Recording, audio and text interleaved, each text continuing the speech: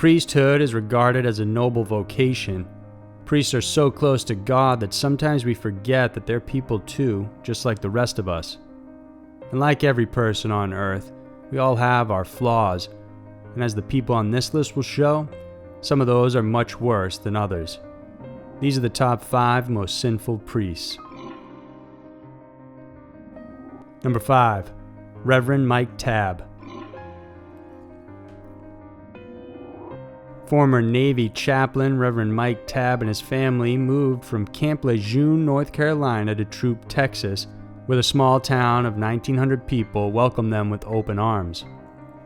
All seemed well within the household until August 5, 2002, when a frantic call from the Reverend reached the local police station. Investigators rushed to the scene at around 6:30 p.m., where they found Marla, the Reverend's wife, lying in a pool of her own blood. The 35-year-old had been savagely beaten, and she had received multiple blows to the head and face. Her jaw was broken in several places, and there were signs she had been strangled as well. A nearby wooden table had 3 broken legs, one of which was missing, and this is believed to have been the murder weapon. Investigators noted there were no signs of forced entry, neither was there any indication of rape or even robbery. However, picture frames were askew, furniture was broken, and the room was a mess, indicating Marla had struggled against her attacker. Just 6 weeks before her death, Marla had given birth to her second son. The pregnancy had difficulties, resulting in a cesarean section, and the couple also had a 2-year-old. According to the Reverend, he was out visiting family and then went to the store with their son before returning home and finding his wife murdered. But despite his claims, investigators were unconvinced of his story, and soon they started to uncover a part of the Reverend's life that he had kept secret. It was rumored he was leading a double life and often frequented a gentleman's club. There are also stories of the physical and verbal abuse of Marla before they even moved to the new town. Police also found that the Reverend kept 2 P.O. boxes secret from his wife, and Marla had recently told a friend that she was troubled by recent events in her marriage. At the crime scene, efforts of a cleanup were obvious. Investigators noticed the Reverend's shoes had been cleaned, but minute traces of blood were found on the soles and upper leather area. In the back of his pickup truck, there was a small area that had been cleaned, and forensics revealed that there were traces of blood. Ultimately, Reverend Mike Tabb was charged with murder and sentenced to 55 years in prison for the crime. As for why exactly he killed his wife, he has never offered an answer for that. Number 4. Pastor John Canning. In Sebring, Florida, Pastor John Canning delivered a 30-minute eulogy at the funeral of Lee and Hazel Gleese. The slain elderly couple, both 90 years old, were found strangled to death inside their home, and Pastor Canning told attendees he was so close to them that he even called them mom and dad. Just 6 weeks later, Canning would be arrested for their murders. Pastor John studied at the Zion Bible Institute in Rhode Island but was not ordained. Afterwards, he bounced from place to place, starting various small churches, but trouble always seemed to push him out. He would either be kicked out or would leave because of problems, including one allegation of sexual misconduct and several questionable situations with church finances. He finally moved to Sebring, Florida in 1987, where he founded a small church. Together with several elderly couples, including the Gleeses, they created the Fountain of Life Church. By 1992, Canning was again at odds with his parishioners, as some discovered he had been pilfering church money to a secret account under his name.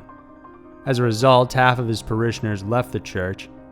Then a year before they were killed in 1994, the Gleeses apparently gave Canning power of attorney over their finances.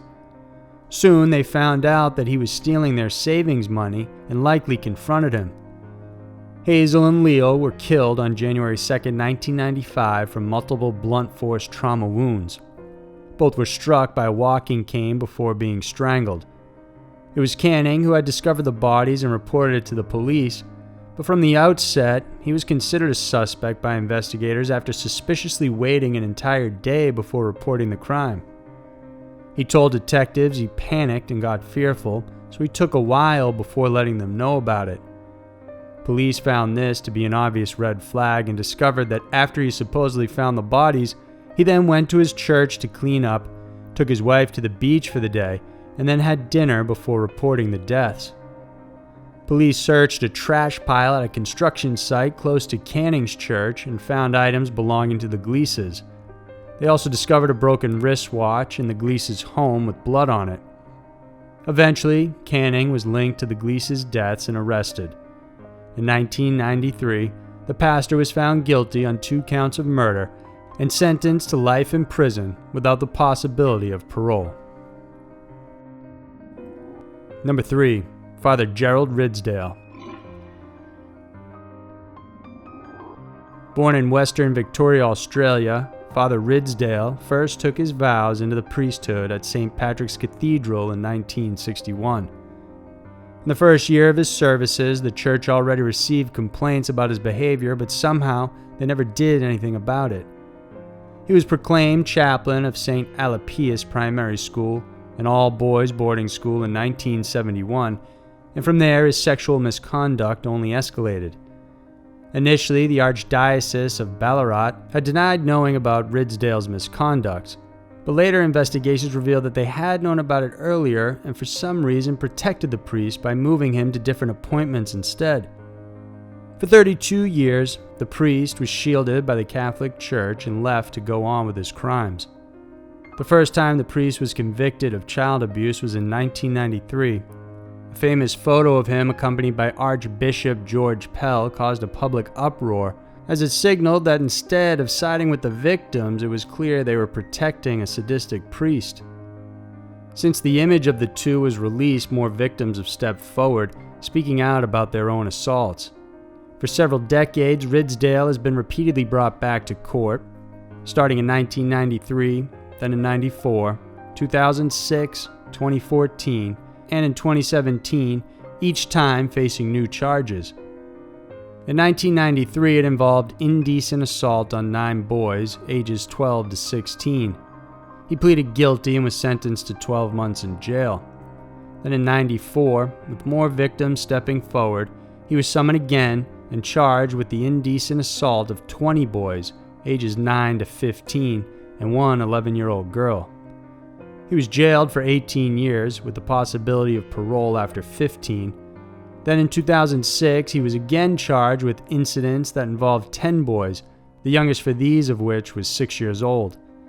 By April of 2014, he was again convicted, and an additional 8 more years were given on top of his current jail term. In 2017, more victims came forward, and Ridsdale was again charged with more jail time. In total, 65 child sexual assaults, with victims as young as 4 years old, were brought against him, although many believe the number of these victims could be in the hundreds. Ridsdale, in interviews, has never blamed himself. He said that he knew his crimes were serious sins, and that he regrets that the church never stopped or reported him. Number 2. Father Joseph Maskel. Born Anthony Joseph Maskel on April 13, 1939, he opted to use the name Joseph when he entered the seminary. Those who knew him described the priest as being an intelligent man who loved psychology, someone who would offer his counseling services to students at any time. But underneath the seemingly noble exterior, Maskel was actually a complete monster. Over the years, 30 victims have come forward detailing sexual abuse by the priest, most of which occurred while he was working as chaplain for the Archbishop Co. High School between 1965 and 1975. The school was in Baltimore City, Maryland, and he often conducted the abuse during regular school hours. High school students would be called over the PA system and asked to go see the chaplain. With his panache for psychology, he often identified vulnerable victims and took advantage of them. In his office, he would sexually abuse girls under the pretense that he was examining them. One student even confided in the priest that she was raped by her own uncle, who was also a priest. Maskel's response was to also sexually assault the young girl. He stayed in the all-girls school until he was told by the new principal, Sister Marilita Freya, he would need to leave. Parents by this time had complained about him, and the head mistress simply marched into his office and told him he had 15 minutes to pack up and get out. Many victims repressed the horrific and systematic abuse they received at the hands of Maskel. It wasn't until 1992 when Jean Werner had a chance meeting with a high school friend that the abusive memories were triggered and began flooding back in. She knew she had to speak out, and another former student named Teresa Lancaster then relayed her stories of abuse. In light of the allegations, Maskel was removed from his post and transferred to the Institute of Living in Connecticut for evaluation and treatment. However, just a year later, he was allowed back into ministry. The following year, he was investigated in relation to the 1969 death of Sister Kathy Sesnick, a 26-year-old teacher who served at the Archbishop Co. High School with Maskel. Jean Warner recalled how she was asked by the young nun if there was someone doing something she wasn't comfortable with. Jean was only 16 at the time, and she nodded coyly without saying a word. Apparently, the nun had noticed the panic in some of the girls whenever they were called into the chaplain's room.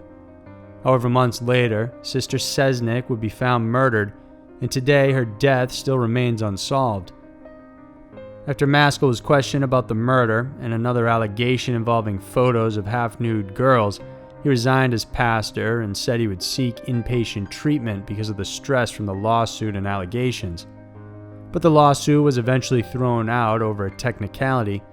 The archdiocese refused to name where Maskel was during the years, but it was later revealed he had moved to Ireland. The priest was never charged for any of his alleged crimes. Although there's no direct link with Maskel and Sister Kathy's murder, many believe he had something to do with it and killed her to keep her quiet. Maskel was highly connected with the local law enforcement in Baltimore, with his brother being a cop as well. He had his own police scanner, his own handgun, and often went on ride-alongs with other cops. Even during his death in 2001, he continued to deny the accusations against him. The story of abuse is recounted very well in Netflix's original series titled The Keepers, so check that out if you want more information about this case. Number 1. Father Han Schmitt. Father Schmitt was born and raised in Germany. From a young age, he exhibited a strong fascination with blood and dismemberment, and one relative recalled how he beheaded his mother's geese and kept their heads in his pocket. During his seminary days, he was charged with forging diplomas. Although prosecutors wanted him jailed, his lawyer managed to get him off the hook due to mental illness, which were said to have been present on both sides of the family. By December 28, 1904, Schmitt claimed to have been ordained into the priesthood by Bishop George Kirstein. His family questioned whether he had the moral and mental fitness to serve as a Catholic priest, but nevertheless, he began receiving parish assignments. While assigned to several small villages in the area, Schmitt repeatedly molested altar boys, including conducting affairs with multiple women and prostitutes in the area. Soon after, his eccentric sermons became a cause for concern among parishioners, and he was eventually removed. With no further assignments coming in, he decided to immigrate to the United States in 1909. He was first assigned in Louisville, Kentucky, at the St. John's Roman Catholic Church. Following a rift with a senior pastor there, he was transferred to St. Boniface's Church in New York City. During his transfer in 1912, he met the new housekeeper, Anna Mueller. In later conversations, he claimed to have heard the voice of God telling him to love Anna.